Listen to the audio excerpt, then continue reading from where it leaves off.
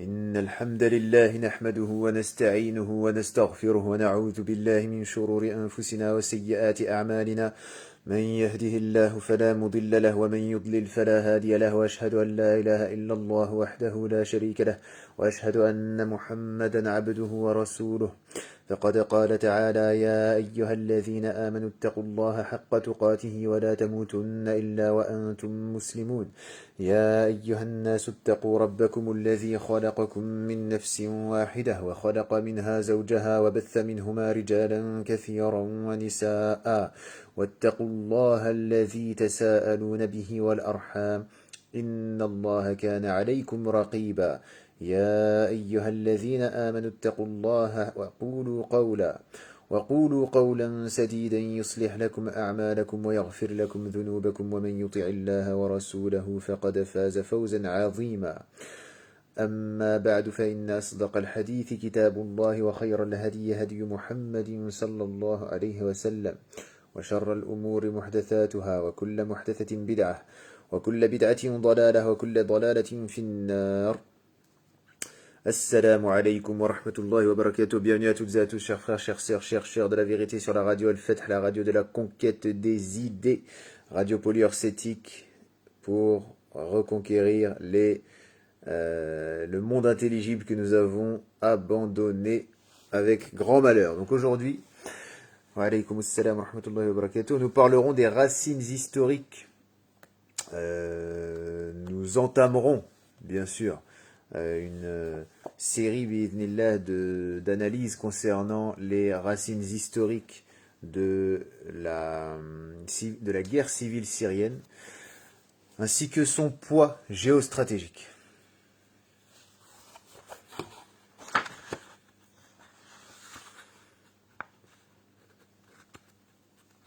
Donc il faut toujours se poser comme question la problématique de base. Il faut toujours poser la problématique de base qui est quelles sont les origines des diverses tendances s'opposant en Syrie et pourquoi la Syrie constitue un territoire où lorsqu'un événement donné a lieu, ce territoire, ce pays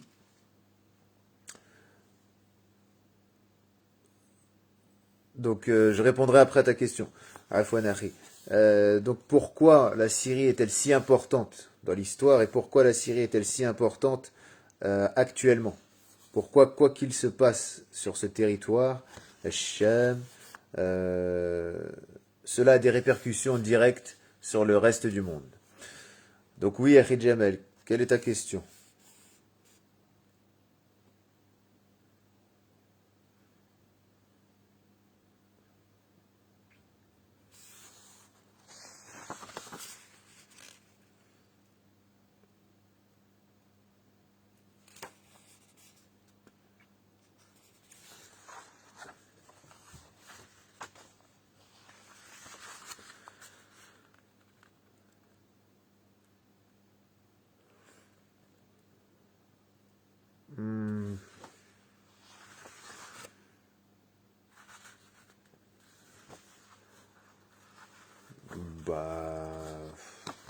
Ouais. Je peux le faire, mais bon, c'est pas... Par exemple, là, je peux vous conseiller des ouvrages tels que... Allez, qu'est-ce que je peux vous conseiller?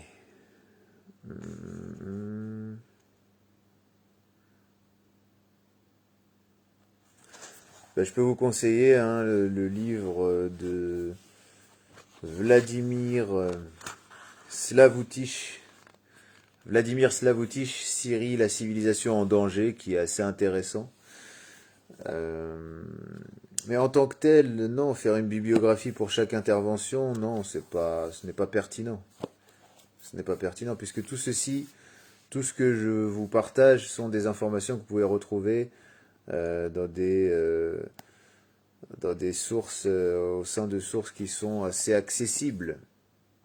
Après, je cite toujours, par exemple, en ce qui concerne le conflit syrien, en ce qui concerne En ce qui concerne l'histoire géostratégique, on va dire, de l'islam, je vous conseille l'auteur Gabriel Gabriel Martinez Gros. En ce qui concerne la Syrie en tant que telle et les conflits liés à l'islamisme, au djihadisme, ce que je peux vous conseiller, c'est les excellents Thomas Josselin, Matteo Puxton, Mathieu Suc aussi, qui est pas mal dans le genre. Voilà, entre autres.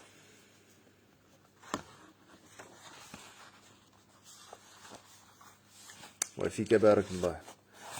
Après, au fur et à mesure, c'est-à-dire pendant toute l'intervention, je cite des sources tout au long de de mes interventions, et ces sources-là, vous pouvez les noter, tout simplement.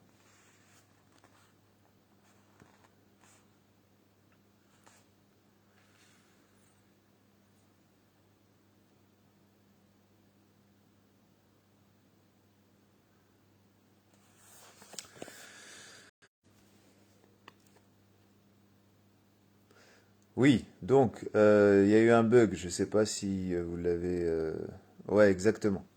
Ça a bugué. Donc oui, oui, oui, Luisard, c'est un historien très intéressant parce que lui, il s'est concentré sur l'Irak, spécialiste de l'histoire irakienne.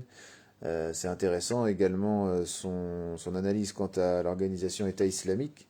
Sinon, je peux par rapport à ça vous conseiller aussi l'auteur Scott Atran qui a écrit L'État islamique est une révolution.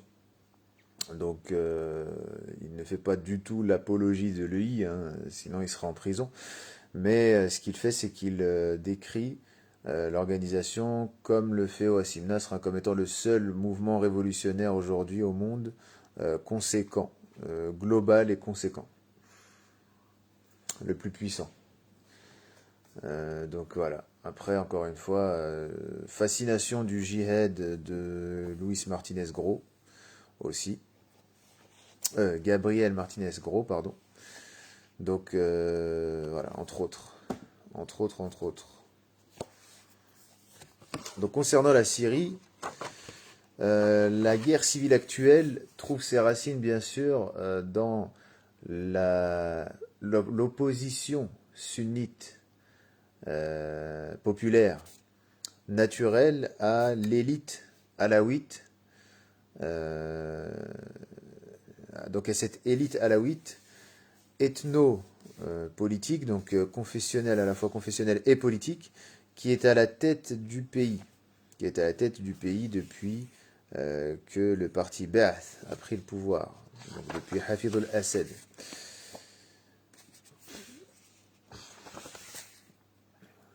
Donc est-ce que ça fonctionne cette fois-ci? Est-ce que la vidéo fonctionne et le son fonctionne?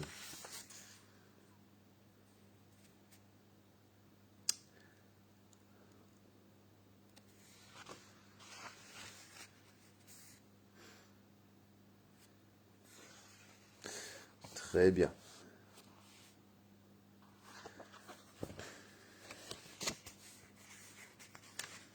Tout est ok, ok. Très bien.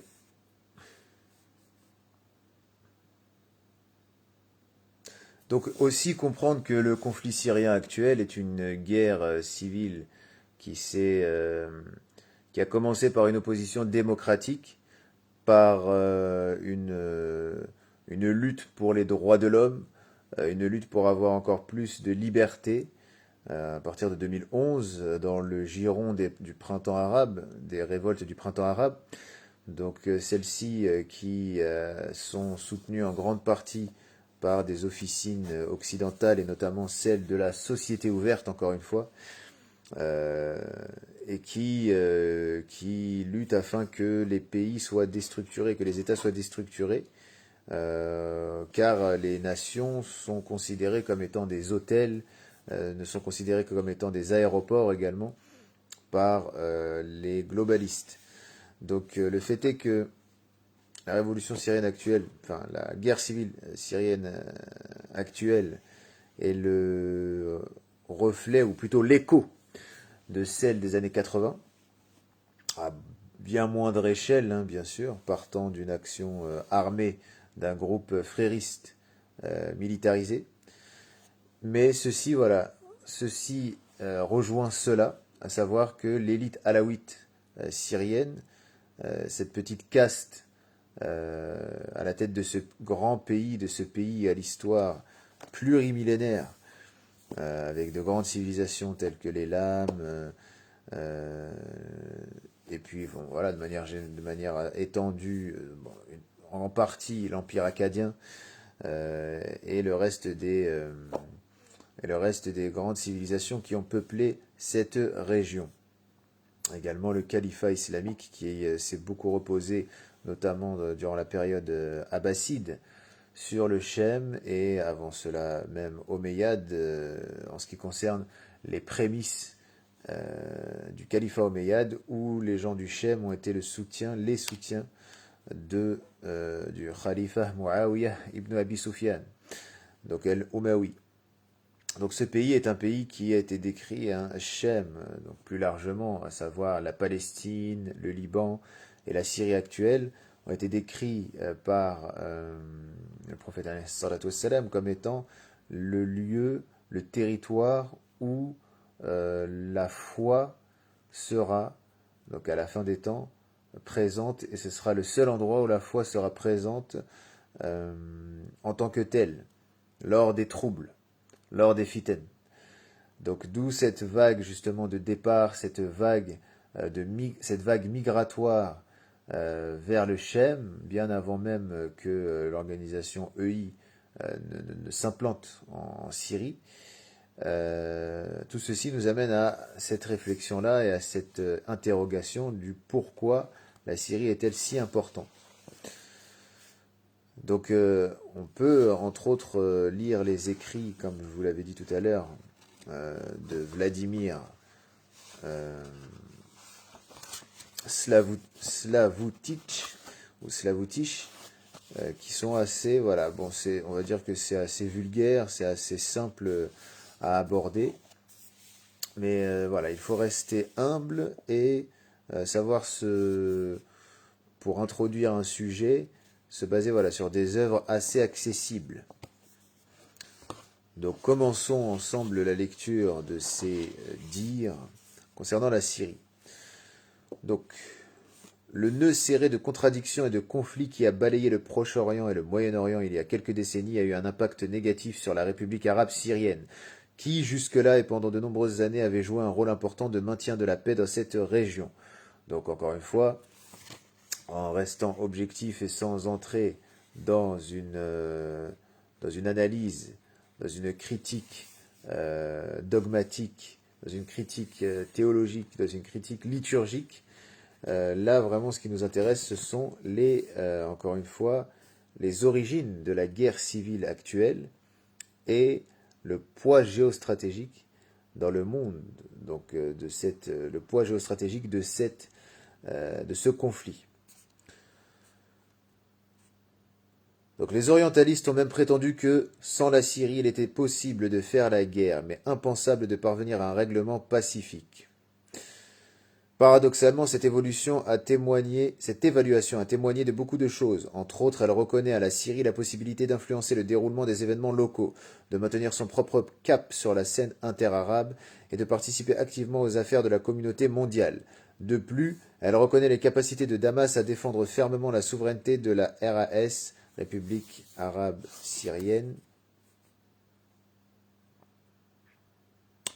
de résister à la pression extérieure et de trouver des solutions non standardisées pour réaliser sa politique. Après la vague révolutionnaire de réveil arabe, comme je vous le disais tout à l'heure, la région du Moyen-Orient est devenue extrêmement turbulente.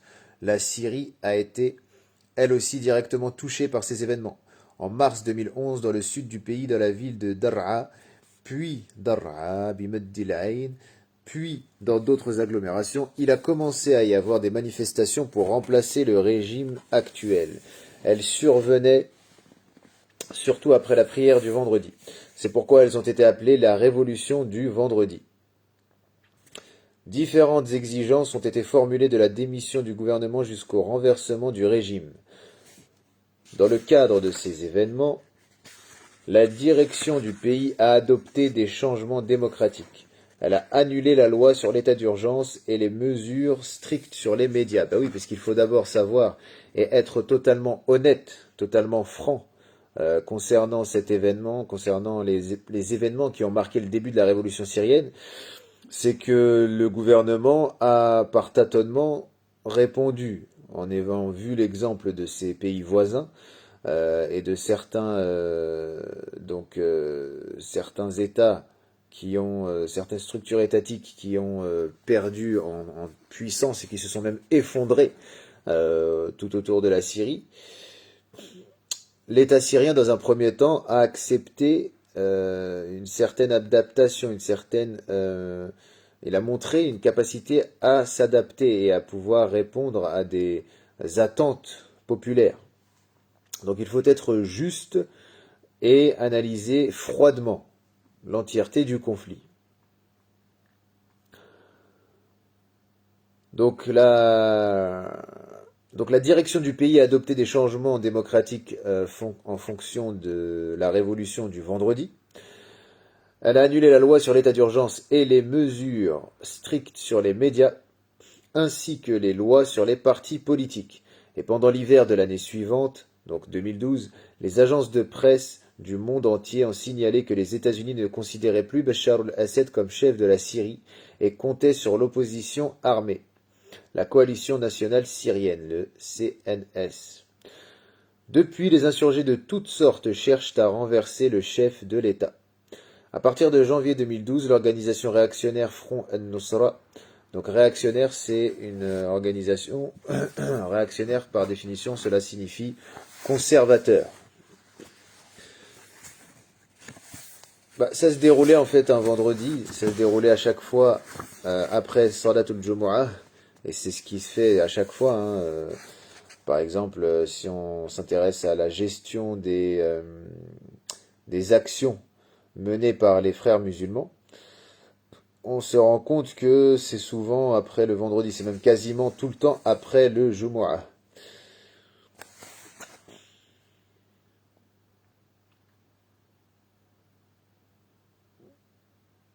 Oui, mais là on n'est pas dans ça tout de suite directement, Jamel. Tout à l'heure, oui, j'ai évoqué la première guerre civile syrienne suite effectivement à ce massacre. Enfin, ce massacre a eu lieu lorsque 300 insurgés ont pris de force Hama.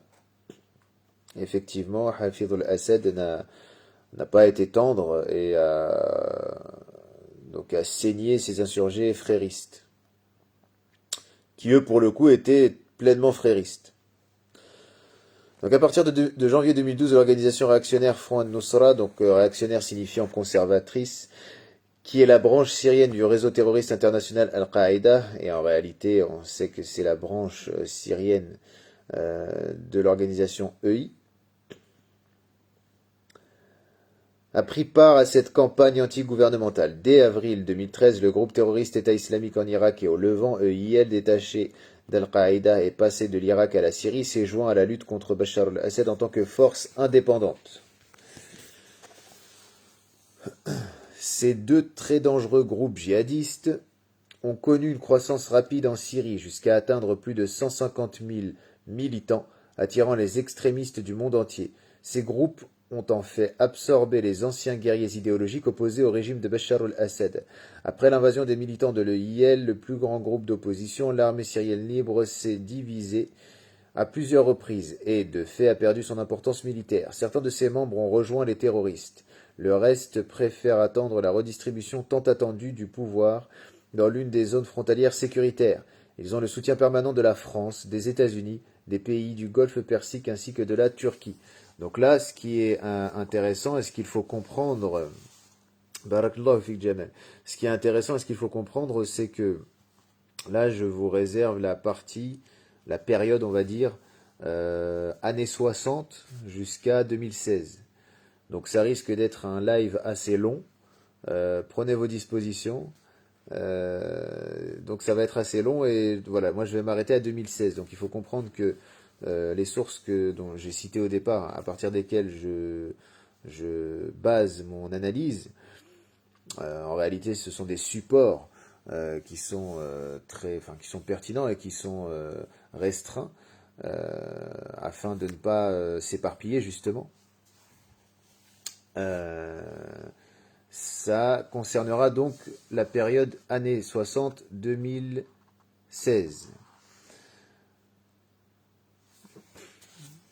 Comme le frère Jamal a dit, s'il vous plaît, on ne coupe pas en posant des questions sans arrêt. Comment ça, Front al-Nusra, c'est l'EI et non pas Al-Qaïda? Alors clairement, ce qu'il faut comprendre et connaître, c'est une base, hein, c'est le B.A.B.A, c'est que Abu Bakr al-Baghdadi avait envoyé, Abu Bakr al-Baghdadi, donc le chef de l'EII, puis de l'EIIL et ensuite de l'EI, donc celui qui a été à la tête de l'organisation pendant une dizaine d'années, al-Baghdadi avait envoyé en Syrie al-Joulani. Al-Joulani qui faisait partie de l'EI, qui était un militant et même un chef, c'était un leader, pas un chef, pas un leader, mais il était un cadre, voilà. Al-Joulani était un cadre de l'EI en Irak et il a été envoyé en tant que représentant de l'EI en Syrie. Non, il n'y a pas de souci, Akhil Aziz. C'est simplement, voilà, il faut. Vu que déjà là, ça risque d'être long. Si à chaque fois je m'arrête pour répondre aux questions, ça va prendre 10 heures. Donc, littéralement, puisque notre live, puisqu'on était plusieurs dessus, le plus long, c'était 7 heures. Donc, si à chaque fois je m'arrête, ça risque d'aller à 10, 11, 12 heures et je ne dormirai pas. Donc, voilà, Al-Nusra à la base, Jabhat al-Nusra, c'est l'extension de l'EI, c'est la branche syrienne de l'EI. Et ensuite, ensuite Al-Joulani a fait allégeance à Al-Qaïda, donc à Al-Zawahiri, et ça a fait passer Jabhat al-Nusra du côté d'Al-Qaïda. Donc c'est pour ça que voilà les supports sur lesquels je me base, donc comme je vous l'ai dit hein, tout à l'heure, Vladimir Slavutich, Scott Atran, Matteo Puxton, Thomas Josselin, etc., etc. Gabriel Martinez-Gros, voilà, ces 4 références entre autres, 4 à 5 références entre autres. Lorsque des erreurs factuelles sont commises, je corrige. Donc tout à l'heure j'ai lu que Al-Nusra c'est la branche syrienne d'Al-Qaïda, donc j'ai tout de suite corrigé. Et de toute façon, c'est très bien d'avoir posé la question Al-Hajj Sayyidi Talib.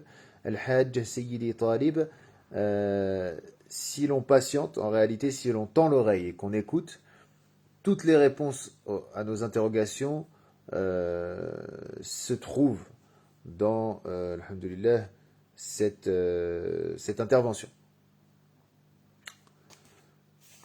Donc on continue. On ne perd pas on ne perd pas à l'esprit que, on garde à l'esprit, pardon, on garde à l'esprit, on ne perd pas de vue que je prends la période 60s 2016.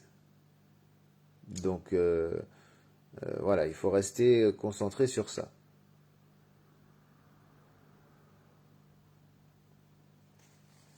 Donc une cinquantaine d'années, presque une soixantaine d'années.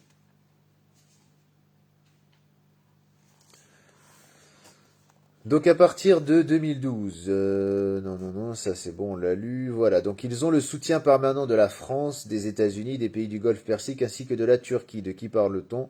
Nous parlons de l'ASL, de l'armée syrienne libre, et d'autres miliciens qui petit à petit rejoignent les rangs djihadistes. Et là où est la confusion justement, là où est le confusionnisme dans l'analyse, c'est de prétendre que l'État français a armé les djihadistes. L'État français a soutenu par les armes les groupes rebelles démocrates. Et ces derniers ont vu leurs membres rejoindre petit à petit Al-Qaïda et l'organisation de la Daoula, donc de l'État islamique. Mais l'État français n'a en aucun cas soutenu les djihadistes.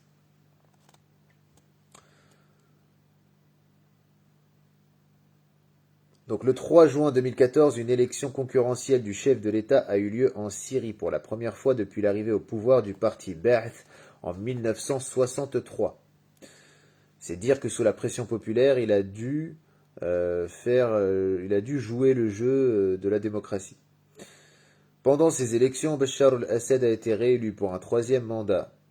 Et c'est à ce moment-là que les djihadistes visant la prise de pouvoir sont devenus la principale force armée d'opposition. Armes à la main, ils organisaient des émeutes dans différentes régions de la Syrie, châtiant cruellement tous ceux qui ne le soutenaient pas. Donc encore une fois, ça c'est aussi un fantasme concernant l'EI, qui ne s'adonne pas au châtiment de ceux qui ne leur font pas allégeance. C'est-à-dire que l'EI central ne fait pas ça, l'EI central n'ordonne pas ça. Maintenant, il y a des militants qui sont assez borderline ou qui sont clairement extrêmes et qui prennent des initiatives de ce type. Et systématiquement, ils sont eux-mêmes punis par les autorités de l'EI, par les cadres, enfin par les autorités de l'EI, donc la police, l'armée, etc., le renseignement. Ils sont donc punis, ils sont donc mis en prison, châtiés, lorsqu'ils s'adonnent à cela, lorsqu'ils s'adonnent à ces exactions. Mais effectivement, d'autres groupes l'ont fait. Et il y a des documents clairs à ce sujet-là. Jaish al-Islam, par exemple, qui se présentait comme salafiste, a utilisé des civils comme boucliers humains pour empêcher l'aviation syrienne de frapper leurs cibles, de les frapper eux-mêmes, les militants de ce groupe, et d'autres organisations. Donc même si eux n'étaient pas djihadistes en tant que tels. Donc c'est à ce moment-là que les insurgés, et donc en l'occurrence les djihadistes, visant la prise de pouvoir, sont devenus la principale force armée d'opposition. Armes à la main, ils organisaient des émeutes dans différentes régions de la Syrie, châtiant cruellement tous ceux qui ne les soutenaient pas. Les agglomérations qu'ils prenaient étaient transformées en ruines. Damas elle-même a été exposée à des tirs destructeurs. Au plus fort de la crise, le président de la RAS, Bachar al-Assad, donc la République arabe syrienne, s'est adressé à la Russie, allié stratégique de longue date, pour obtenir de l'aide militaire. Les tentatives des États-Unis d'agir sur les deux fronts pour le renversement d'Al-Assad et contre l'EIIL ont entraîné Washington dans une impasse. En outre, il existe des preuves que les forces de la coalition pro-américaine n'empêchaient pas les djihadistes de faire pression sur les troupes gouvernementales. C'est-à-dire que ça profite plus aux Américains que les djihadistes à cette période-là, hein, 2013-2014. Ça profitait beaucoup plus au camp occidental que les djihadistes affaiblissent l'État syrien, plutôt que ces derniers ne se retournent contre eux directement, et ça leur faisait gagner du temps. Sauf que par la suite, nous verrons que la menace a été sous-estimée, la force de la pression stratégique qu'imposent les organisations djihadistes et principalement l'EI, ont dû faire réviser justement la stratégie de l'Occident.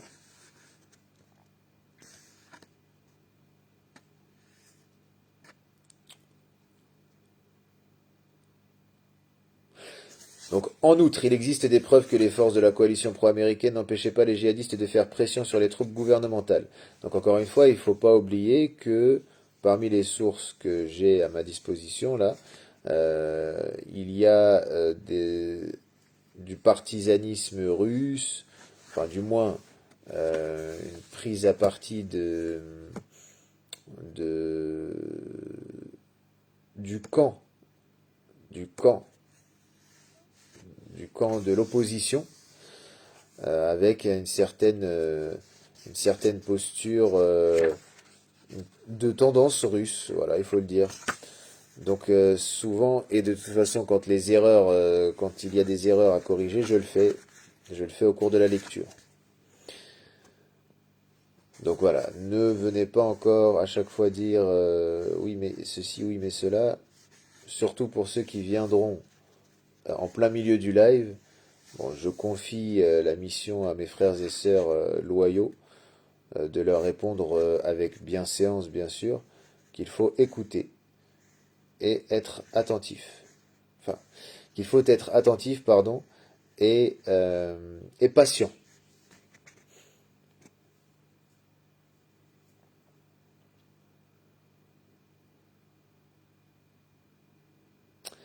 Donc à ce moment-là, donc 2013-2014,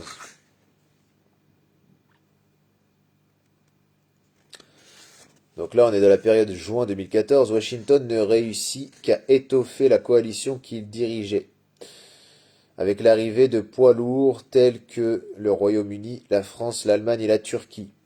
Ainsi, près de 60 pays l'ont rejointe, la grande majorité se limitant à n'apporter qu'un soutien déclaratif contre l'EIIL. Donc clairement, toutes ces armées n'étaient pas, les armées de tous ces pays n'étaient pas engagées directement dans la lutte anti-djihadiste. C'était plus une alliance de façade. Dans le même temps, les États-Unis et leurs alliés continuent à soutenir et à mener vers la victoire les forces qui représentent, selon eux, une alternative politique au gouvernement de Bachar al-Assad. On mise surtout sur deux structures. Le Conseil national syrien, qui depuis 2011 d'ailleurs, qui n'est que le pendant du Conseil national libyen, également soutenu par l'Occident, donc à partir de 2011, donc la même année.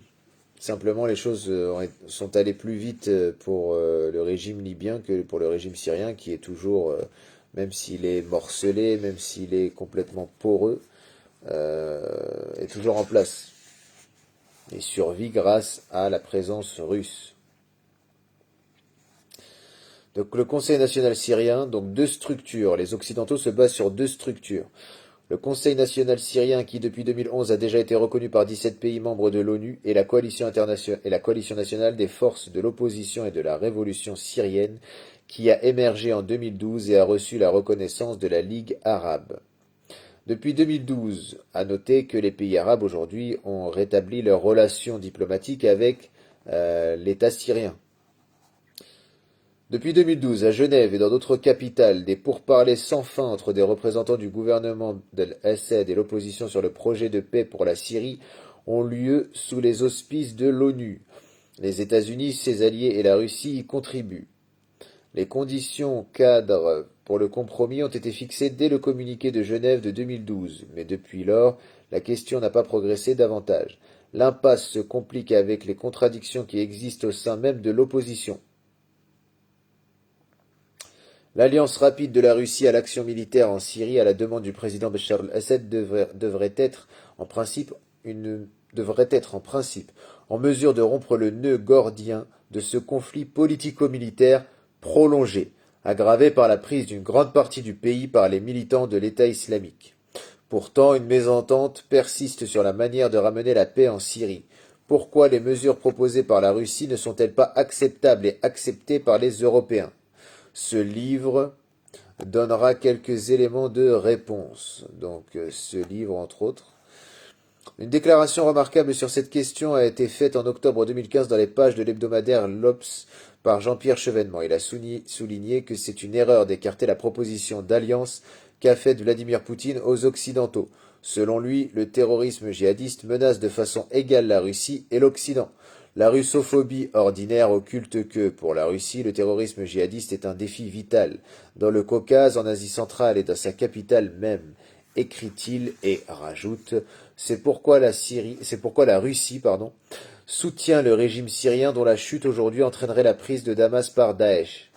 Donc c'est exactement ça que le renseignement russe appuie, et ce dès 2015 comme nous le voyons, même avant, à savoir que si il n'y avait pas eu un engagement militaire aussi important, un engagement de l'ensemble des officines de renseignement du monde libre, mais également de la Russie, l'EI aurait pris Damas. Et si l'EI avait pris Damas, l'EI aurait pris Bagdad ensuite, l'ensemble des capitales du monde du Proche-Orient et serait arrivé, comme dit justement l'un des chefs du renseignement russe, il avait déclaré cela sur RT, à savoir que les drapeaux noirs auraient atteint Rome. Et il ne blaguait pas en disant ça, le journaliste lui repose la question, il lui dit oui, oui, je suis très sérieux. Donc Jean-Pierre Chevènement, lui, l'inspirateur, le créateur de la Fondation pour l'Islam de France, Jean-Pierre Chevènement, lui, avait une vision claire, une vision éclairée vis-à-vis de la situation syrienne. Donc il faut dire que les jugements de Jean-Pierre Chevènement ont un poids particulier. Pendant les mandats de François Mitterrand et de Jacques Chirac, il a été à la tête des principaux ministères, celui de l'Intérieur, puis celui de la Défense. Son intégrité et ses compétences analytiques sont très appréciées, aussi bien par la gauche que par la droite. Jean-Pierre Chevènement, sceptique et connaisseur du sujet, évalue le potentiel réel de ces forces présentes en Syrie, qui, dans les capitales occidentales, sont qualifiées de modérées. Étant pour un large front international contre l'État islamique, il avertit. Si cela ne se réalise pas, il est tout à fait possible qu'un long scénario se mette en place et mène à la désintégration de la Syrie, de l'Irak et même du Moyen-Orient dans son ensemble. Un bon lecteur est un lecteur qui yasbiqu al-katib, qui devance l'auteur. Donc encore une fois ici, je vous ai fait un peu, j'ai quelque peu devancé l'auteur en l'occurrence. Et c'est exactement ce que je vous disais, alhamdulillah. Donc, étant pour un large front international contre l'État islamique, il avertit. Si cela ne se réalise pas, il est tout à fait possible qu'un long scénario se mette en place et mène à la désintégration de la Syrie, de l'Irak et même du Moyen-Orient dans son ensemble. Est-ce vrai? Pourquoi un conflit dévastateur prolongé persiste-t-il dans l'État syrien autrefois autoritaire et fort? Nous y réfléchissons ensemble. Donc orientalistes, économistes, politologues, analystes et personnalités militaires sont tous investis afin de répondre à cette problématique. Le tocsin alarmant de la Syrie ralentit. Le tocsin alarmant de la Syrie retentit dans nos cœurs. Et c'est là où c'est dire que le Shem, justement, est aimé par tous. Le Shem est aussi bien aimé par le muslimoun que par le Nasara, al-Yahoud, etc. Wa alayka assalam wa rahmatullahi wa barakatuh, akhi Muhammad. Donc les rencontres avec Damas. Il y a encore un quart de siècle, il était possible de se rendre sans problème dans la capitale de la République arabe syrienne. Donc là, c'est le regret occidental, le regret le regret libéral et progressiste. Damas qui était aujourd'hui Damas a rouvert ses portes au tourisme, mais là nous sommes dans la période, encore une fois, nous l'avons dit, 2015. Donc en 2015, se rendre là-bas c'était très très délicat. C'était marcher sur des œufs. Et les Occidentaux, eux, là où ils ont maltraité le cas syrien, c'est en faisant preuve d'ingérence, bon, on l'a vu, militaire, mais également d'ingérence culturelle. C'est-à-dire que la seule chose qui inquiète les Occidentaux de manière générale concernant les capitales proche-orientales, c'est le fait de pouvoir s'y rendre en tant qu'occidental. Lorsqu'il y a conflit, ces derniers pleurent que leurs femmes ne peuvent plus se rendre en mini-jupe dans nos capitales, que ces derniers ne peuvent plus boire d'alcool dans nos capitales, ne peuvent plus visiter les souks et payer des prostituées pour se soulager, etc., etc. Et c'est loin d'être un cliché, c'est loin d'être un stéréotype. Le fait est qu'il ne faut pas essentialiser ce genre de discours et prétendre que tout occidental pense tel quel, c'est faux, puisqu'il y a un esprit curieux en Occident, il y a un esprit de découverte qui anime bon nombre des Occidentaux, bon nombre des citoyens des divers pays d'Occident.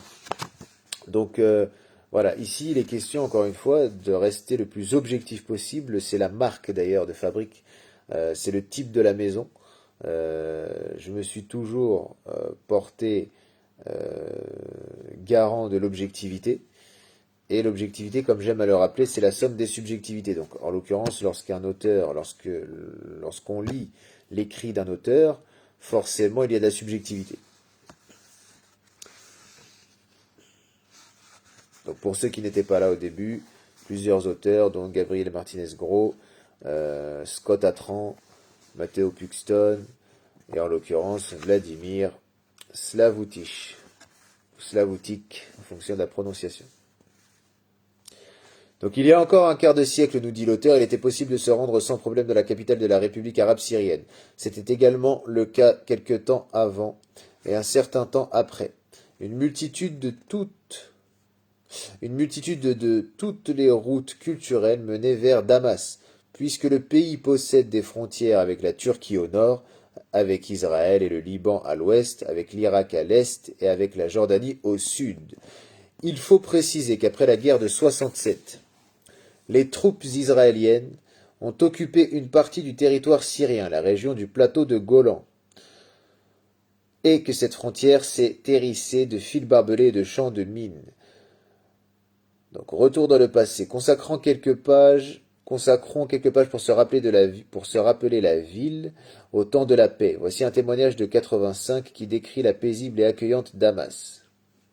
Damas, la capitale et la plus grande ville de Syrie, n'est pas celle Damas, la capitale et la plus grande ville de Syrie, n'est pas de celle dont on tombe amoureux dès le premier regard.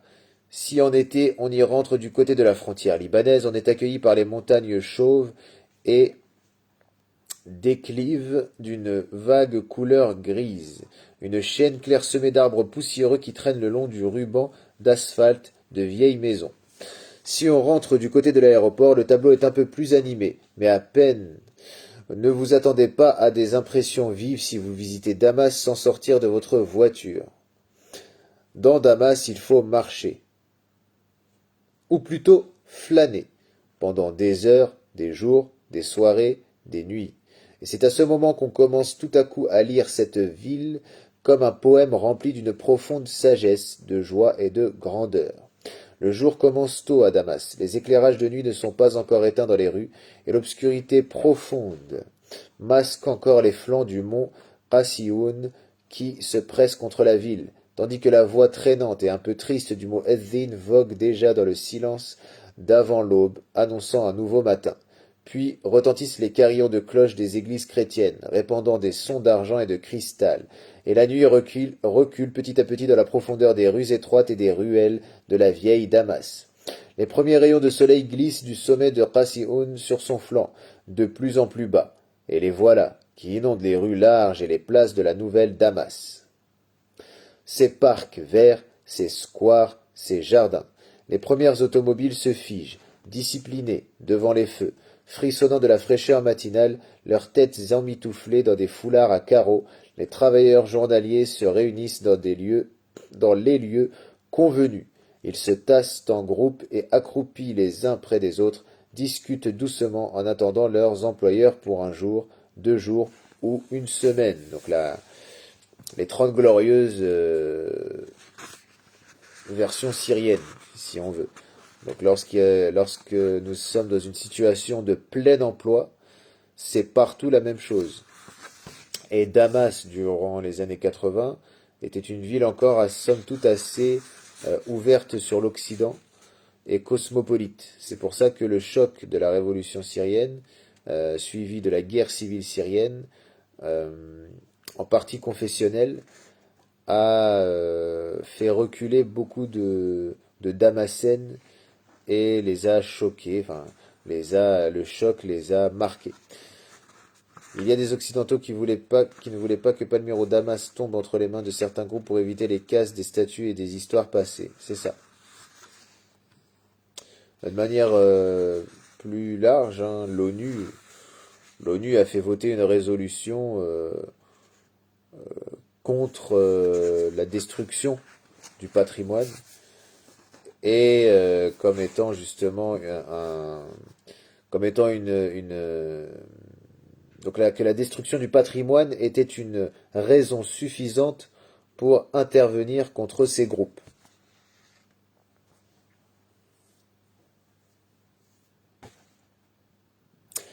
Puis les trottoirs se remplissent. Alors, on va revenir à ce témoignage que l'on continue de lire. Donc ce témoignage est assez long.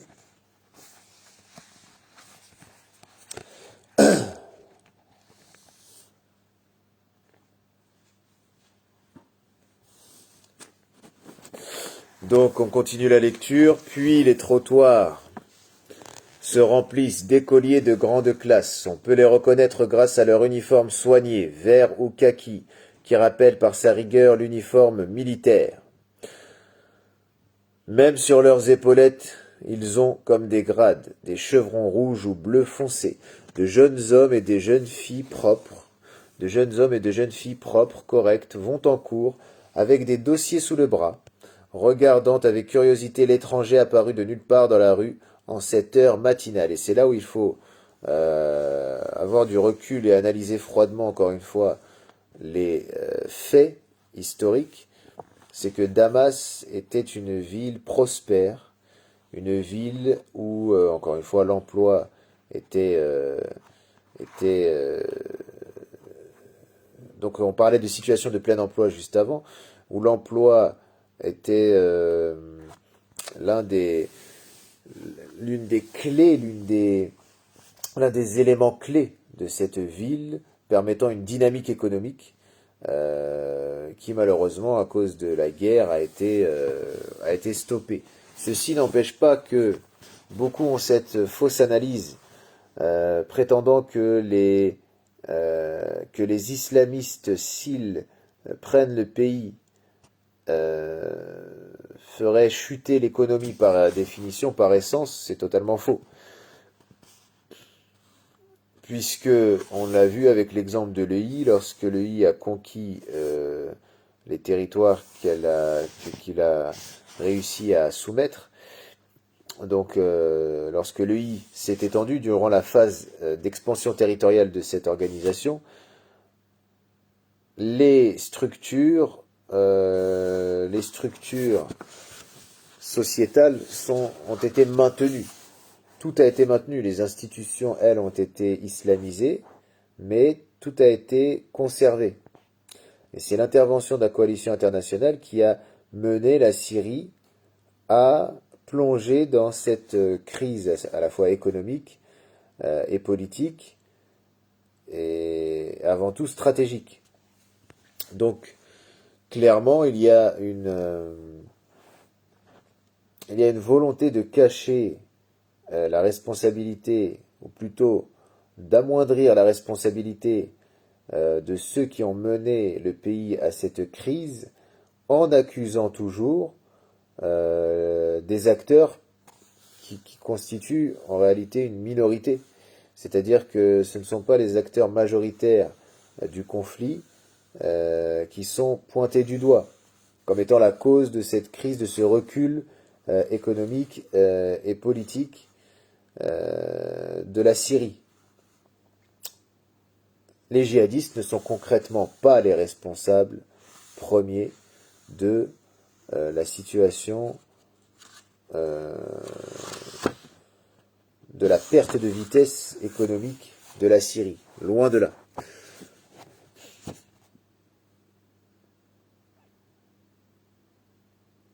Donc de jeunes hommes et de jeunes filles propres, corrects, vont en cours avec des dossiers sous le bras, regardant avec curiosité l'étranger apparu de nulle part dans la rue en cette heure matinale. Ils m'accompagnent de leurs regards éveillés, tout comme les individus en veste en cuir noir portant des mitraillettes entre leurs mains, qui gardent les entrées de certains établissements et habitations, toujours vigilants après une nuit sans sommeil. On a beaucoup écrit sur la vieille dame... Alors, toujours vigilant après une nuit sans sommeil, ça me rappelle quelqu'un. On a beaucoup écrit sur la vieille Damas, l'une des plus anciennes villes du monde, la perle de l'Orient. Mais même en ayant lu tout cela, même en étant allé plusieurs fois à Damas, on y redécouvre à chaque fois quelque chose de nouveau, de vif, d'insolite. Et il est triste de se dire que on ne pourra, on ne pourra pas nous profiter des beautés de Damas. Encore une fois, la cause de tout cela revenant aux belligérants et principalement à ceux qui ont la puissance, à ceux qui ont l'écrasante puissance et qui ne conservent pas le patrimoine et qui accusent, puisque certes il y a eu de la part des djihadistes des attaques contre certains aspects du patrimoine, mais lorsque les bombardements détruisent des édifices, détruisent des constructions millénaires, alors là, voilà, on fait fi de cela, et on accuse les djihadistes. C'est-à-dire que l'accusation, par exemple, que Washington a, a soutenu, a prononcé, a dirigé envers l'ex-chef de l'EI, le dernier en date, à savoir qu'il s'est fait sauter emportant ses enfants et ses femmes avec lui. La réalité est que ce sont, au vu de l'état des corps, que ce sont les Américains qui ont eux-mêmes éliminé toutes ces personnes-là présentes durant l'assaut, durant le raid à Atmé.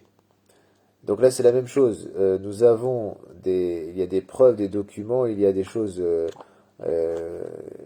voilà, il y a des éléments concrets appuyant le fait que les bombardements de la coalition, ainsi que ceux du régime syrien et ceux de la Russie, ont causé beaucoup plus de dégâts au patrimoine syrien que les attaques ciblées des djihadistes. Et aujourd'hui, la crise syrienne, on peut la voir que beaucoup de civils syriens manifestent contre la mauvaise gestion des alliés américains et même du régime syrien. Exactement.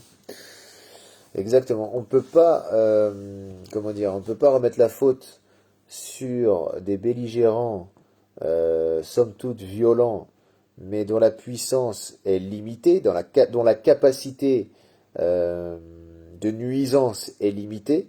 Lorsque nous avons la seule superpuissance, encore une fois, c'est l'Amérique, mais quand nous avons des puissances euh, qui s'investissent, qui s'ingèrent sur ce territoire, sur ce grand territoire, à l'histoire riche et au peuple décimé, on ne peut pas accuser de tous les maux, des insurgés dont la capacité de nuisance, voilà, in fine, est bien moindre que celle des puissances, que celle des forces en présence. Et parmi les forces en présence, comme nous l'avons dit, les pays du Golfe, l'Iran, 14e armée du monde quand même, la Turquie, 2e armée de l'OTAN, à l'époque c'était 10e armée du monde, même 9e, la Russie, 2e armée du monde, 2e armée au monde plutôt. Donc on ne peut pas accuser avec pertinence, avec justesse, des individus ou des groupes, des organisations, de ce dont ils ne sont même pas capables. C'est-à-dire que certes le temple de Baal a été détruit à Palmyre, et ceci justement dans une logique religieuse, puisque aujourd'hui il n'y a plus personne qui en soi adore Baal en tant que tel, Baal en arabe. Donc pourquoi conserver ce temple alors que ce temple clairement est dédié à l'adoration de cette divinité? Donc bien avant que l'EI n'arrive, bien avant que l'EI conquiert Palmyre, ces discussions-là ont toujours été en réalité à l'aune de notre époque, puisque les savants ont discuté de cela ont divergé à ce sujet-là, mais les avis juridiques soutenant la nécessité de la destruction de ce genre de temple, euh, ça existait déjà. Et c'était des discussions qui avaient lieu euh, avec, bien sûr, sous l'observation de l'État, sous l'œil de l'État syrien. Donc le fait d'accuser uniquement l'EI d'être responsable de la destruction du patrimoine, parce que nous parlions de Palmyre, alors que les bombardements russes, les bombardements américains, les bombardements du régime lui-même, local, ont causé beaucoup plus de destruction que les bombes et que euh, les actions menées directement avec des outils de bâtiment pour détruire des édifices ou d'autres artefacts, tout simplement, antiques. Donc, continuons la lecture.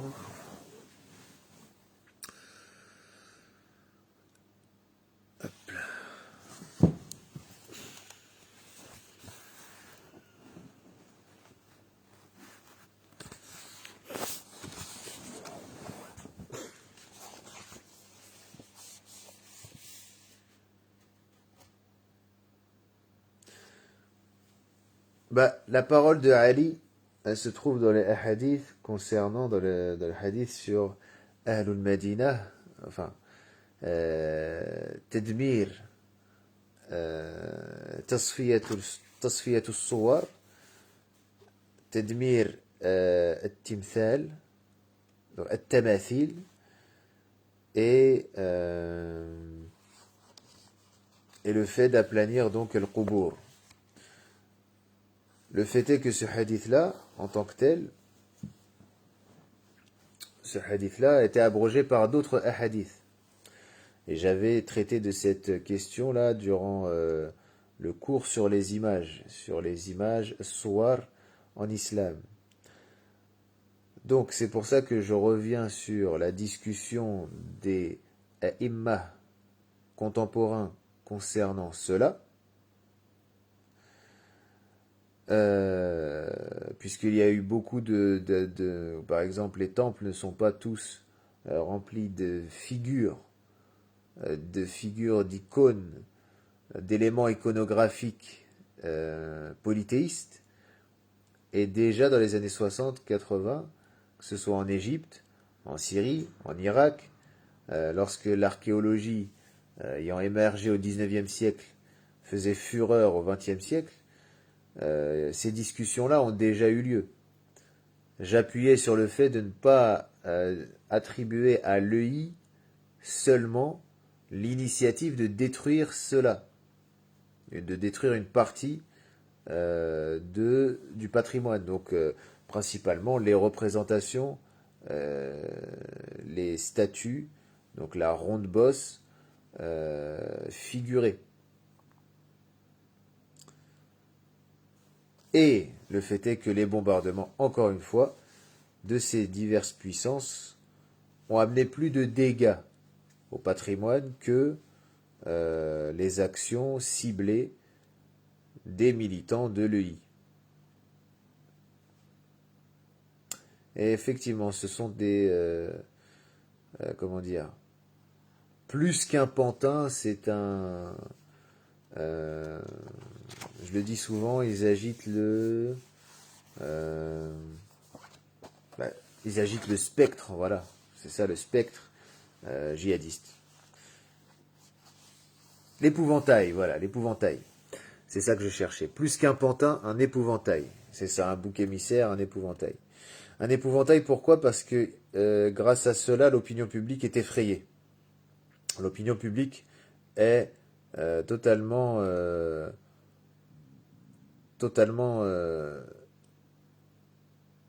soumise par la suite, enfin soumise à ses peurs et ensuite facilement malléable. L'opinion publique est facilement malléable lorsque la peur a conquis celle-ci.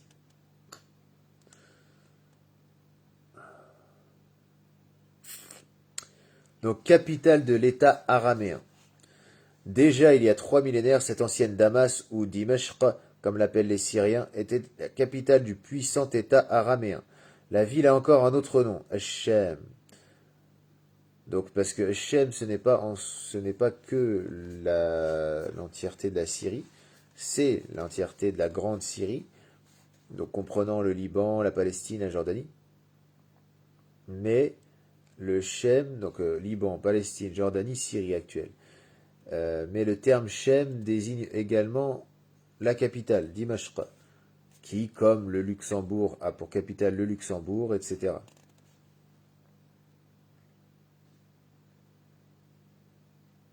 Si on prend le cas de l'Algérie, Algérie, El Jazair, la capitale de Jazair, c'est El Jazair, prononcé Dzair, Dzair, mais c'est El Jazair. Donc, Hachem, c'est Hachem, ici, Dimashq. Que et qui la ville n'a-t-elle connue pendant sa longue histoire? À travers l'oasis Routa dans laquelle elle s'est installée, passaient les Assyro-Babyloniens. Donc le Routa, c'est une oasis. Passaient les Assyro-Babyloniens, les Perses, les Romains, les Byzantins, les porteurs de l'islam venus d'Arabie et les protecteurs du Saint-Sépulcre, les croisés, les conquérants turcs et les colonialistes français. Donc, comme on le disait tout à l'heure, il y a une grande liste de civilisations antiques, médiévales, euh, contemporaines, qui ont traversé cette ville. Damas a été capitale du puissant califat arabe s'étendant jusqu'à l'Inde, le Caucase et le Maroc. Ça aussi, nous l'avions évoqué tout à l'heure. Et du Pachalik de la Turquie sous l'Empire ottoman. Elle a prospéré et a péri sous les coups des envahisseurs, a été célèbre pour sa beauté et sa désolation. Donc voilà, ce qui rassure également, c'est que Damas a toujours été détruite et reconstruite. Donc même si nous ne pouvons profiter actuellement de cette ville euh, au patrimoine plurimillénaire, elle sera, alors, voilà, elle sera de nouveau accessible. Bon, elle l'est déjà au tourisme, mais nous espérons qu'elle le soit dans un cadre islamique, bi'idhnillah, et apaisé.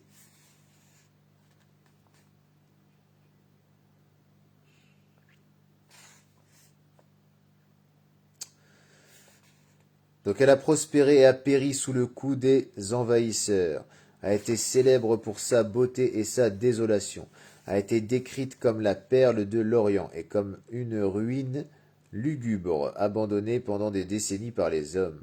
Aujourd'hui, Damas est multifacette et variée, et fière de ses précieux monuments historiques et des principale religion de l'humanité. Mais peut-être que c'est son célèbre marché El Hamidi qui garde la plus grande empreinte de la vieille Damas. C'est une véritable ville dans la ville, avec une rue principale, fraîche, semi-obscure, protégée du soleil brûlant, envahie par la foule bruyante qui coule le long de la rangée ininterrompue de boutiques où on peut trouver prétendument des marchandises de tous les pays du monde et de l'artisanat syrien. Du brocart et du bronze, des bijoux en or et en argent, d'innombrables variétés d'épices, des cafetans luxueux brodés de fil d'or, des chaussures produites localement et toutes sortes d'articles en cuir. Les propriétaires des boutiques y attirent les passants, cherchant de leur œil expert les étrangers, et en s'adressant à eux en français, en anglais et en russe.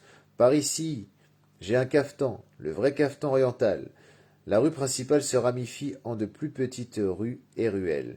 Parfois, elles ne sont pas plus larges un mètre et demi, mais les rez-de-chaussée sont occupés par des boutiques et encore des boutiques. Donc là, on a une description de la ville, de son aspect, au niveau de son aspect pratique, ce que l'on peut y voir au quotidien. Et c'est intéressant, très intéressant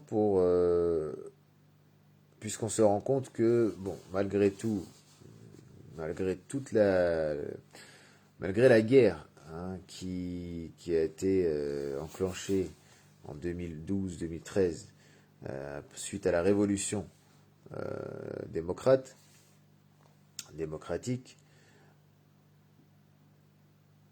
Malgré cela, Damas a été quand même, on peut le dire, préservé. Et quoi qu'il en soit, hein, comme ça a été dit dans les commentaires, les grandes villes renaissent de leurs cendres, même lorsqu'elles sont détruites. Du reste, parfois on voit à travers une porte étroite au seuil surélevé, taillée dans le mur moussu, la cour fraîche d'une petite mosquée. Le plancher de marbre est proprement balayé. Le plancher de marbre est proprement balayé. Au centre murmure une fontaine, 2 ou 3 vieillards, ayant laissé leurs chaussures à l'entrée, sont assis sur le tapis contre le mur et discutent doucement ou somnolent, tout simplement. Les premiers étages s'avancent les uns au devant des autres, se ferment presque au-dessus des têtes, ne laissant qu'une ouverture étroite à travers laquelle les rayons du soleil ne peuvent pénétrer qu'à midi. Entre les larges niches des boutiques, on voit des portes étroites en bois, grisées par le temps, vétustes avec des boucles en fer rouillé ou en cuivre verdi, derrière lesquelles on trouve des marches usées qui mènent aux étages supérieurs. Plus on s'éloigne de la rue principale du marché, plus on rencontre des ateliers de tanneurs, de menuisiers, de tisserands, de ciseleurs, de souffleurs de verre. Ici on vit et on travaille, on marchande et on prie. Ici on naît, on fête les mariages, on meurt. C'est Damas telle qu'elle a été pendant de longs siècles.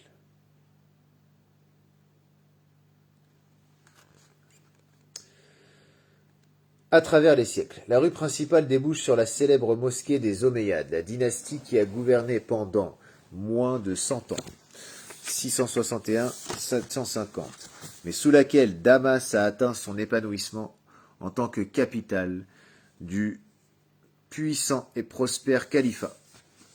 Les Omeyyades furent détruits par la dynastie rivale des Abbassides, qui transféra alors la capitale du califat à Bagdad. Mais la splendide mosquée qu'ils ont construite à partir d'un temple byzantin, érigé à leur époque par les Byzantins, à l'emplacement d'un temple de Jupiter, leur a apporté la gloire pour les siècles à venir.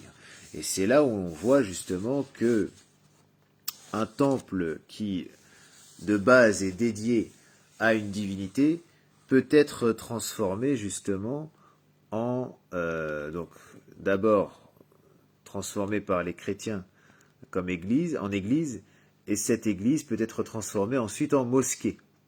Donc il n'est pas, ce n'est pas essentiellement la destruction qui doit être menée quant à ce genre d'édifice. On peut tout simplement convertir cet édifice en mosquée. Et c'est ce qui a été fait donc avec le Masjid al-Umawi, Masjid al-Umawiyin, qui était d'abord une église. Et avant d'être une église, un temple dédié à Jupiter. Donc on relit ce passage.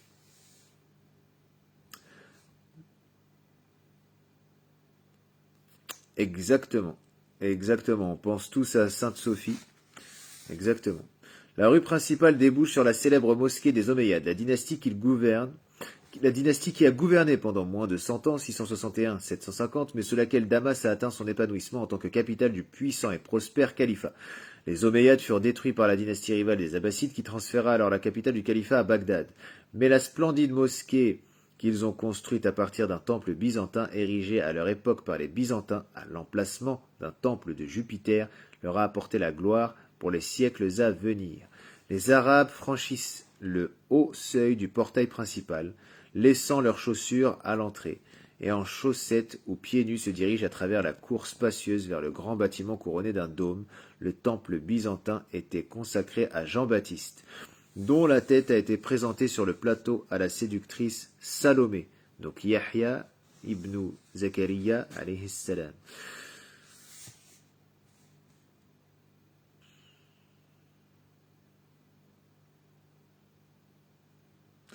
Cette tête, selon la légende, a été enterrée sur le lieu de construction du temple. Ensuite, elle a prétendument été trouvée et placée dans un petit mausolée qui est à présent situé dans la mosquée des Omeyyades. Aussi bien les musulmans que les chrétiens la considèrent aujourd'hui comme une relique. Les murs du mausolée, travaillés en un étonnant treillis d'argent, sont polis par les caresses de plusieurs milliers de mains des fidèles, et dans le mausolée même, on trouve des tas de pièces et d'assignats que les croyants font passer à travers le motif en treillis. Du reste, on dit que, quelque part en France, 2 autres têtes de Jean-Baptiste, tout aussi populaires chez les croyants, sont enterrées. En revanche, la tombe du glorieux héros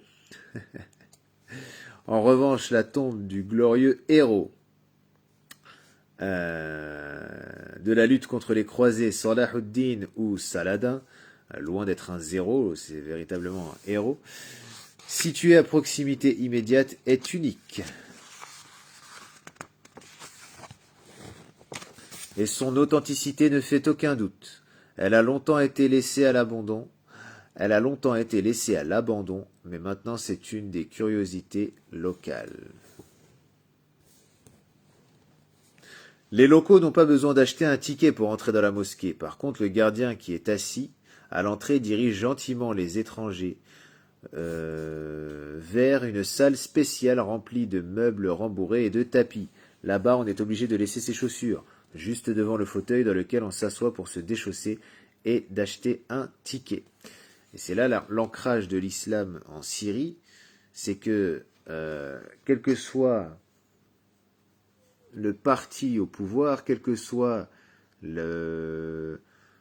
l'entité dirigeante, l'ancrage de l'islam est tel que, et bien même dans ces périodes-là, les étrangers sont toujours placés à l'écart lorsqu'ils vont visiter la mosquée. Ils ne sont pas invités à entrer directement dans la salle de prière. Donc nous avons des scènes comme celle-ci de profanation où des soldats entrent avec leurs chaussures dans les mosquées. Mais en l'occurrence, le peuple syrien lui-même connaît cet ancrage religieux fort où justement tu ne fais pas ce que tu veux, tu ne rentres pas dans la mosquée avec tes chaussures si tu es un étranger, etc., etc.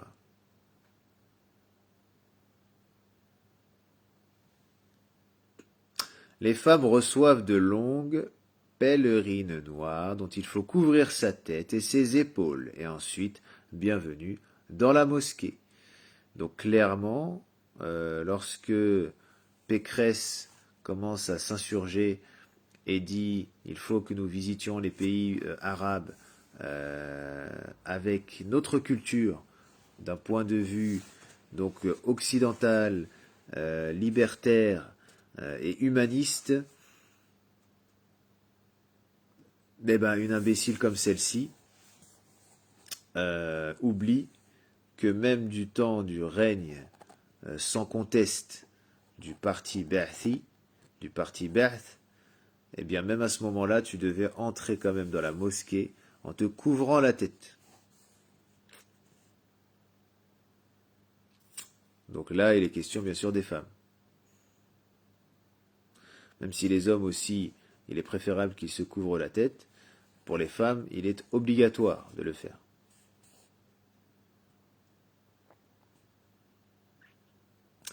Il y a toujours plein de touristes. Ils prennent des photos et se font photographier dans la cour spacieuse, dans la mosquée même, ou sur le sol couvert de tapis où prient les croyants. Les étudiants se préparent aux examens. Quelqu'un dort, quelqu'un discute à voix basse, des femmes nourrissent leurs enfants. Personne ne fait attention aux touristes. Qu'ils admirent les merveilleux vitraux colorés, la magie des ornements en bois taillé, les sépultures en argent, etc. Les règles sont plus strictes dans la petite mosquée du XVIe siècle, qui fait partie de l'ensemble de l'ancienne Médersa. Médersa, donc madrasa, l'école musulmane. La madrasa, avec sa petite mosquée dont l'entrée est strictement interdite aux femmes, fait à son tour partie de l'ensemble de la grande et très belle mosquée Souleymaniyeh, appelée ainsi en l'honneur du sultan Souleyman le Magnifique, bâtisseur de cet ensemble en 1566. Donc là, vous voyez que rien que la mosquée des Omeyyades, c'est un chef-d'œuvre. C'est un chef-d'œuvre du patrimoine, c'est un chef-d'œuvre de construction, et c'est aussi un lieu chargé en influence dynastique. Nous parlions des Omeyyades dans un premier temps, là nous parlons des Ottomans, et à chaque fois qu'une nouvelle dynastie passe par Damas, à chaque fois qu'une dynastie fraîchement établie connaît les charmes de Damas, la mosquée des Omeyyades demeure entretenue et même améliorée.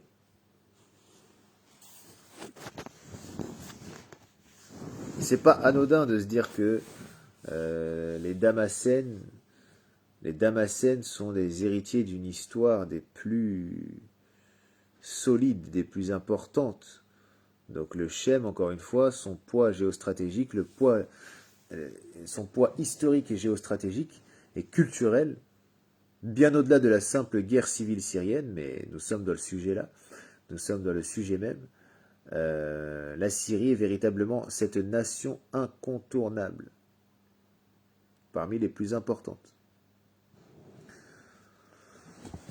La cour quadrangulaire de l'ensemble est fermée par de longs bâtiments de plain-pied, partagés en petits locaux, autrefois dans des cellules de pierre habitaient les pèlerins qui s'arrêtaient à Damas sur le chemin de la Mecque. Devant la mosquée se trouve une grande fontaine dans laquelle nagent des canards. Sur les gazons bien tondus, à l'ombre des arbres, on peut se reposer. Aujourd'hui, les cellules des pèlerins sont occupées par les expositions du musée militaire qui s'est installé sur le territoire de la Soleimaniye, tandis que la mosquée remplit ses fonctions classiques. Dans la madrasa, les mêmes cellules entourant la petite cour sont occupées par les artisans locaux. Donc un petit peu comme les loges des bâtisseurs. Ce sont des artisans, donc ils ont ici des appartements à même la mosquée.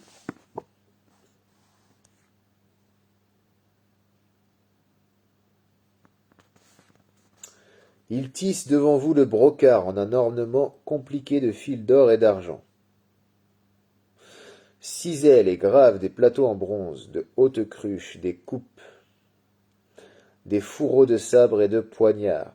Les potiers sont occupés par la fabrication de belles vaisselles en argile. Les souffleurs de verre font fondre directement devant vos yeux des fragments de bouteilles colorées et soufflent des verres, des vases, des coupes. On peut observer pendant des heures le travail des artisans locaux. Entre les murs moyenâgeux, ils utilisent les outils et les techniques auxquels leurs grands-pères et leurs arrière-grands-pères avaient encore recours, de l'ancien métier à tisser jusqu'aux butoirs et aux spatules. Les maîtres vendent ici même leurs œuvres directement dans l'atelier cellule.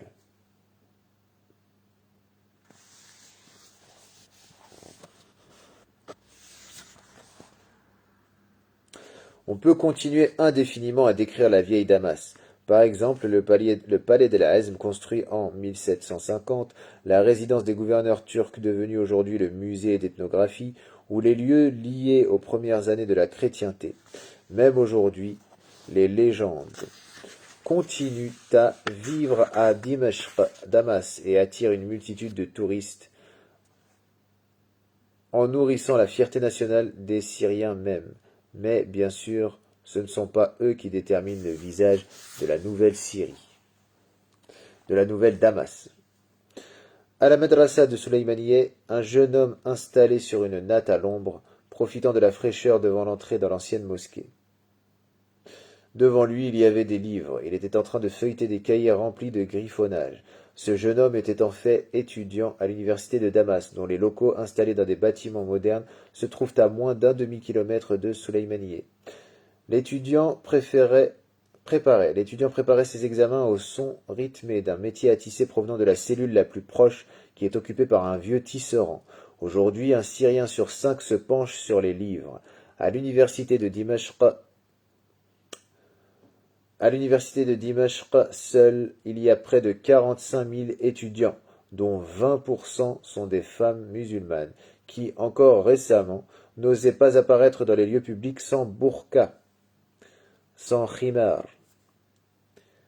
Et donc là, il n'y a pas du tout d'islamisme en tant que tel. Enfin, l'islamisme militant n'est pas du tout là. Et c'était déjà comme ça. Du reste, certaines étudiantes couvrent encore leur visage aujourd'hui, mais c'est purement volontaire, sans obligation aucune. En partant, c'est dans ce piège que tombe justement le musulman ou le muslimette lorsqu'ils disent c'est le choix de la femme, c'est le choix. Non, c'est un ordre divin. Et cet ordre divin doit être donné par l'homme, par le chef de famille, et il est donné avant tout par le prophète alayhi salatu wassalam. Et l'imam, donc le meneur, le chef religieux, le chef familial, doit ordonner aux femmes de sa famille de le porter. C'est une obligation, effectivement, et qui doit passer par l'injonction de l'homme. Effectivement, le prophète sallallahu alayhi wa sallam dit: savez-vous ce que cela signifie si la terre du Shem est corrompue? Et il finit par répondre: si la terre du Shem venait à être corrompue, cela signifie qu'il n'y a plus aucun bien en vous. Exactement. Le Shem, c'est une terre sacrée, le Shem. Allahumma barik fi shamina wa barik fi yamanina, kama qala sallallahu alayhi wa sallam.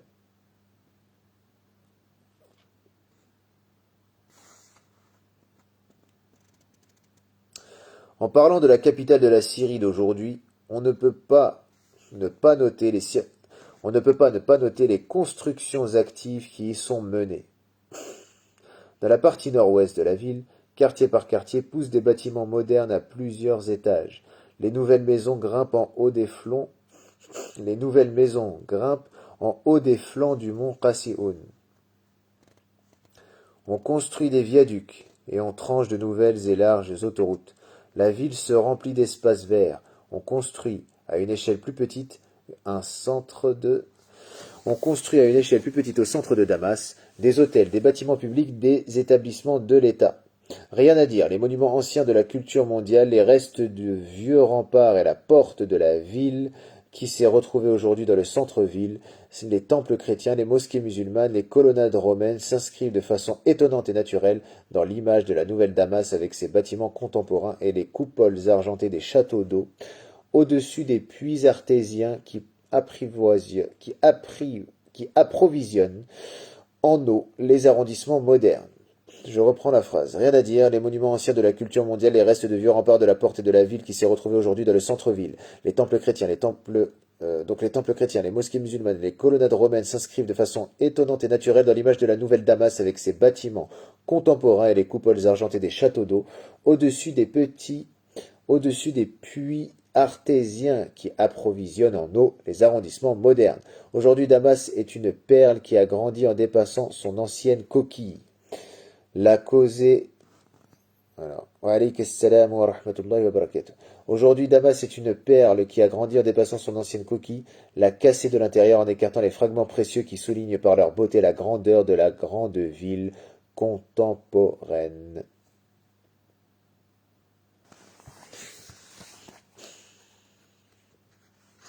Donc voici en ce qui concerne la ville de Dimashq.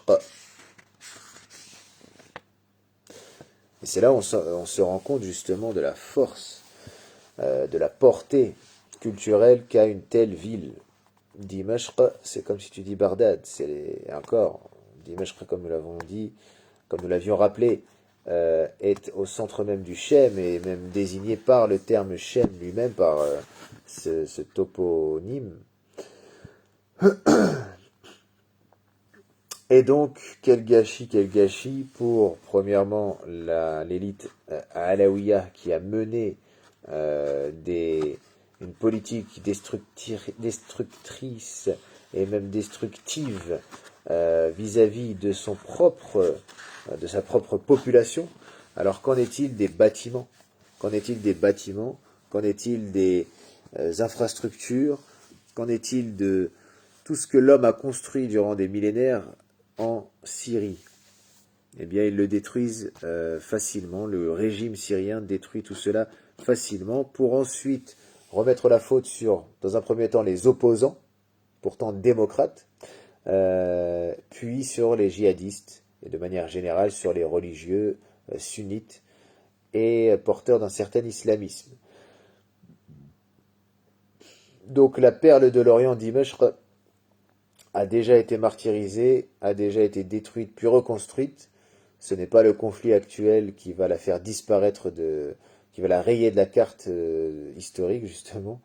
Euh, il faut, il faut savoir qu'à chaque fois que Dimashq est tombée, bifadlillahi ta'ala, elle s'est redressée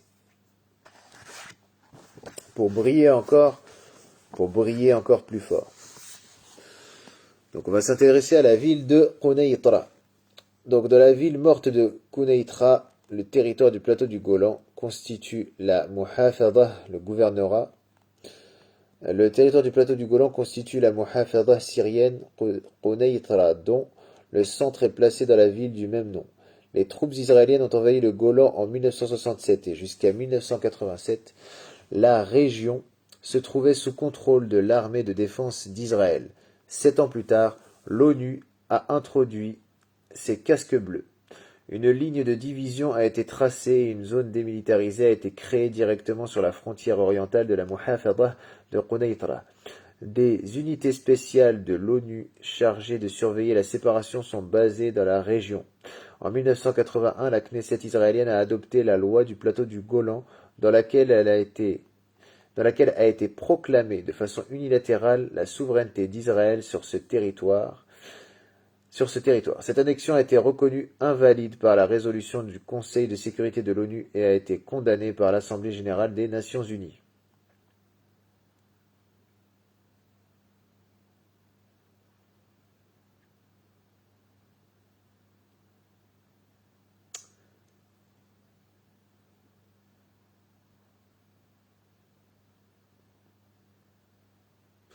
Donc même l'ONU, qui est l'héritier de la SDN, Société des Nations, même l'ONU euh, tape sur la table, tape du poing sur la table en disant suffit, cela suffit concernant l'annexion donc du Golan. Et bon, on sait que ça n'a aucune répercussion, mais la symbolique est là et que justement le Golan est resté pendant 20 ans sous occupation israélienne. Et même l'ONU pleurnichait concernant cette manœuvre militaire et cette manœuvre politique.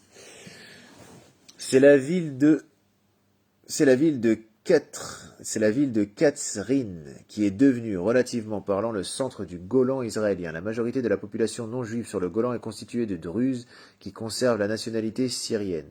Bah, gardez-les dans ce cas-là, on n'a pas besoin d'eux. Même s'ils peuvent acquérir la nationalité israélienne. En Syrie, ils ont certains privilèges, en particulier la garantie d'une formation supérieure gratuite. Donc les Druzes sont privilégiés par l'État alawite. Donc les Druzes, ces syncrétistes des plus vils, qui mélangent à la fois mélangent yarsanisme et islam. Et ça a donné cette catastrophe. Donc ces gens-là ont pour privilège en Syrie d'avoir droit à une formation supérieure gratuite. Et ces derniers étaient majoritaires sur le plateau du Golan. Donc c'est dire si véritablement l'occupation de ce plateau était problématique. En soi, vu le nombre, vu la population y étant présente, c'est beaucoup moins grave que l'occupation israélienne, par exemple, du Sinaï. Donc en Syrie, ils ont certains privilèges. Il y a 10 ans, la population du plateau du Golan comptait 40 000 personnes, dont 20 000 Druzes, 19 000 Juifs et environ 2 000 Alaouites. Donc 40 000 personnes, 20 000 Druzes, 19 000 Juifs, ça fait beaucoup. 20 000 Druzes et 19 000 Juifs, et environ 2 000 Alaouites. Donc cette fois-ci, ce n'est pas les Juifs qui sont la minorité, mais les Alaouites. Et donc le fait que les Alaouites et les Alaouiyas sont une minorité le fait qu'ils sont une minorité et qu'ils dirigent quand même le pays devrait faire cesser toute réflexion déviante à ce sujet-là et clarifier ce qu'il en est réellement.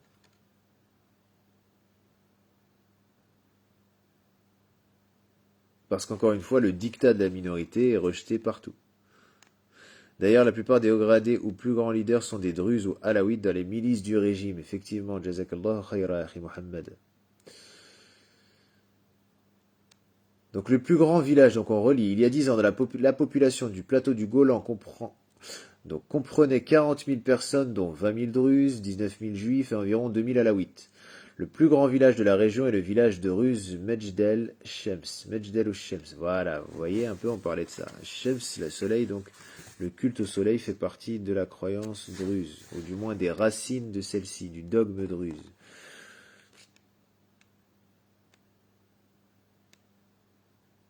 8800 habitants y vivent. Initialement, il s'agissait uniquement des militaires de l'ONU qui avaient le droit de libre circulation entre la Syrie et Israël. Mais en 88, les autorités israéliennes ont permis aux pèlerins druzes de passer sur le territoire syrien pour pouvoir visiter le temple d'Abel, situé dans la Muhafadah voisine de Dar'a.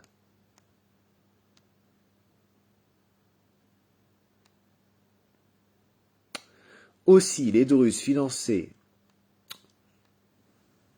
Alors, attendez. Hop, hop, et hop. Voilà, ça va mieux comme ça.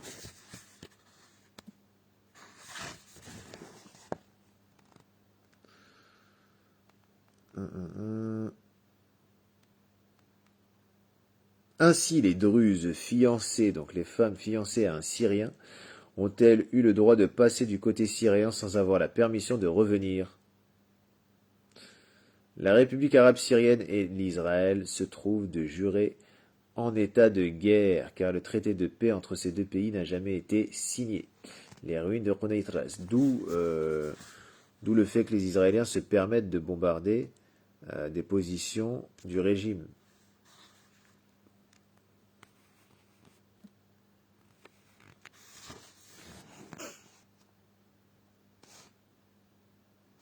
Les ruines de Konaitra. Les petites aumônes du régime d'occupation à la population du plateau du Golan ne peuvent pas effacer les crimes d'Israël sur le territoire occupé syrien. L'ancienne ville de Konaitra que les occupants ont détruite après la guerre de 73 est encore aujourd'hui en ruine. Et on l'a méthodiquement détruite après le prétendu accord de paix selon lequel il aurait été redonné à la Syrie.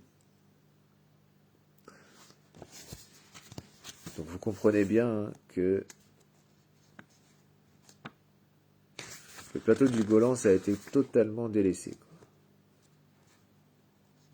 Le gouvernement syrien a pris la décision de laisser les ruines telles quelles en mémoire de la barbarie des envahisseurs venus de Tel Aviv. Donc là-bas, on a un discours antisioniste sans filtre. À Konaitra, pas un seul bâtiment n'est resté entier. Il n'y a plus que des fragments de béton. Dans les jardins morts, parmi les pommiers desséchés, tels d'immenses pierres tombales, les toits plats couverts de fissures et de brèches reposent sur les fragments de murs. Or, l'image rappelle le Liban du Sud. Là-bas, les commandos israéliens bombardaient de la même façon les maisons des Libanais et des Palestiniens pendant l'opération cyniquement appelée Paix en Galilée. Le système est le même, la technique est au point. La Palestine, la Konaitra, la bande de Gaza, la Cisjordanie, le Liban du Sud. Ah ouais, c'est fort. Très très fort. Les calculs de ceux qui envoient les poseurs de bombes sont véritablement cruels. Leur but est de faire sauter la maison de sorte que le toit pesant plusieurs tonnes s'écroule sur les ruines, pour qu'il ne soit possible ni de les démonter, ni de les enlever. Ainsi, plus jamais on ne pourra faire renaître à cet emplacement une habitation humaine. C'est comme cela que les Israéliens ont fait sauter la ville de Konaitra 10 ans durant, selon un plan précis, maison après maison. Ce n'est que le 25 juin 1974 qu'ils ont quitté la partie est de cette ville, où, avant sa démolition, vivaient 16 000 personnes. Les frontières ouest de Quneitra, elles, sont encore aujourd'hui sous l'occupation israélienne. Ah oui, effectivement, ce serait du terrorisme tout de suite. Donc les frontières ouest de Quneitra, elles, sont encore aujourd'hui sous l'occupation israélienne. Ici, il y avait une école, là-bas une autre, des ruines, etc. Et le sinistre silence, comme si les voix des enfants n'y avaient jamais résonné. Et là, voici un hôpital, plus exactement le cadre. Et là, voici un hôpital, plus exactement le cadre du bâtiment dont les murs sont littéralement criblés de balles et d'obus. Sur ce mur, les commandos israéliens s'entraînaient à leur technique d'assaut. Donc encore une fois, on voit le rapport direct pourquoi Israël est bien content des troubles existants dans nos pays, parce qu'Israël compte sur notre faiblesse et notre division afin de s'installer encore plus profondément, afin de s'ancrer dans la région, dans les pays musulmans de manière générale et plus précisément au Proche-Orient.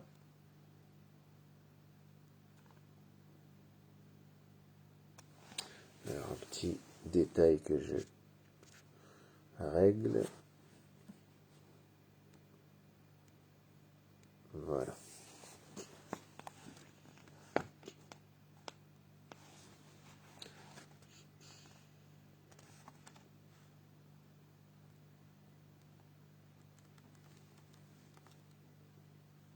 Donc c'est comme cela que les Israéliens ont fait sauter la ville de Quneitra. D'ailleurs, à ce sujet-là, on parle clairement de terrorisme d'État.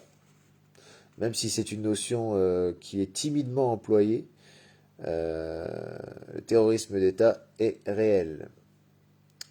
Donc les calculs, c'est comme cela que les Israéliens ont fait sauter la ville de Quneitra 10 ans durant selon un plan précis, maison après maison.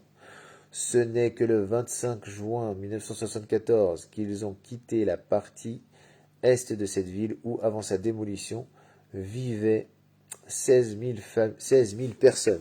Les frontières ouest de Quneitra, elles, sont encore aujourd'hui sous l'occupation israélienne. Il y avait ici une école, là-bas une autre, des ruines, et le sinistre silence comme si les voix des enfants n'y avaient jamais résonné.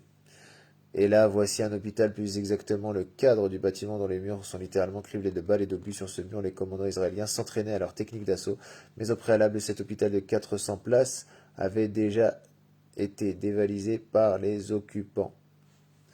L'immense croix et le croissant rouge représentés sur le toit plat de l'hôpital ne l'ont pas sauvé. Les voleurs ont pris tout ce qu'ils ont pu prendre. Même les dalles de marbre italien qui recouvraient les marches des escaliers ont été impitoyablement dépouillées. Les fils électriques ont été coupés, les tuyaux d'eau et les portes de l'ascenseur emportés. Le même destin a frappé le cinéma Andalousie. Zone occupée. À 20 mètres de l'Andalousie, des barbelés s'entremêlent. Des barbelés entremêlés barrent une route envahie d'herbe. Derrière, à une cinquantaine de mètres, on voit les hérissons de rails. On voit les hérissons de rails soudés. Là-bas, au-dessous de l'arbre, dans une petite bâtisse, il y a un poste israélien. Cette partie-là de Quneitra est toujours occupée. On peut voir depuis le toit de l'Andalousie, donc l'Andalousie qui est un cinéma. Donc on peut voir depuis le toit de l'Andalousie le panorama tragique de ce qui fut jadis une ville épanouie, fameuse pour ses bocages d'oliviers, ses vergers de pommiers et de cerisiers, pour ses vignes, des ruines et le silence sourd. Le poste numéro 1, ainsi qu'on appelle ici le poste syrien qui bloque la route de Jérusalem, est une petite maisonnette blanche. Des fleurs poussent dans les containers où se trouvaient les missiles israéliens. On peut voir au loin le drapeau israélien flotter au-dessus du toit d'une construction du type baraque, derrière le poste d'observation de l'ONU. Il y a également de vieilles tranchées, des spirales de barbelés et de temps en temps des drapeaux israéliens plantés dans les parapets. C'est la ligne de cessez-le-feu qui passe sur la terre syrienne. En hauteur, sur le plateau du Golan, on voit de puissantes constructions de béton couronnées par de grosses antennes, les radars, les yeux et les radars. Alors là, en hauteur, sur le plateau du Golan, on voit de puissantes constructions de béton couronnées par de grosses antennes, les radars, les tuyaux, des périscopes, comme si une énorme tortue de béton chevauchait les hauteurs dominant Quneitra.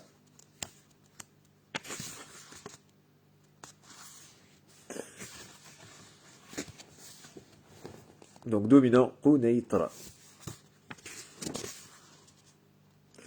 La plaine s'étire jusqu'à Damas même. Il n'y a personne ni aucun mouvement, mais on sent de tout son être que cette tortue sinistre nous examine de tous ses yeux de verre, puissants outils d'observation.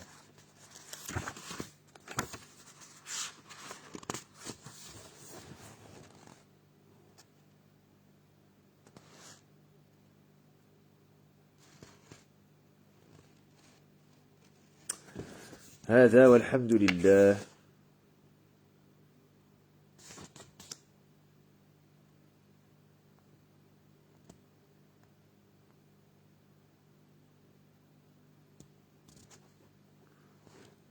Les sionistes. Tu l'as écrit comme le font les anti, comme le font les sceptiques quand ils veulent ironiser sur l'importance d'Israël. Les sionistes attendent une attaque de Gaza, du Liban et de la Syrie. Donc pour aujourd'hui, j'ai pas mal, donc on a pas mal progressé concernant notamment concernant la capitale syrienne, la ville, la perle du Moyen-Orient, la perle du Proche-Orient, et la situation du pays au début de la Révolution, la situation du pays même avant la Révolution, avec des allusions clairement au parti Ba'ath et le régime y étant attaché. Donc j'aurais bien aimé continuer, j'aurais bien aimé poursuivre, mais je préfère me retirer afin de me reposer et de reprendre demain, Inch'Allah, sur la lancée. Donc comme je vous avais dit, cela risque d'être long, pas forcément d'une traite, même si j'avais évoqué cette possibilité, cette potentialité. Mais le fait est que aujourd'hui, donc j'ai introduit cette thématique que je continuerai demain, Inch'Allah, et les jours suivants. Et le jour suivant. Donc je vous ai habitué à des lives très longs là, voilà, pour le coup, je souhaite me reposer et reprendre des forces pour revenir demain plus efficace, Inch'Allah, même si, alhamdulillah, c'était pertinent, mais malgré que l'on atteint un certain degré, un certain stade de pertinence, il ne faut jamais se reposer sur ses acquis. هذا والحمد لله رب العالمين سبحانك اللهم وبحمدك نشهد أن لا إله إلا أنت نستغفرك ونتوب إليك السلام عليكم ورحمة الله وبركاته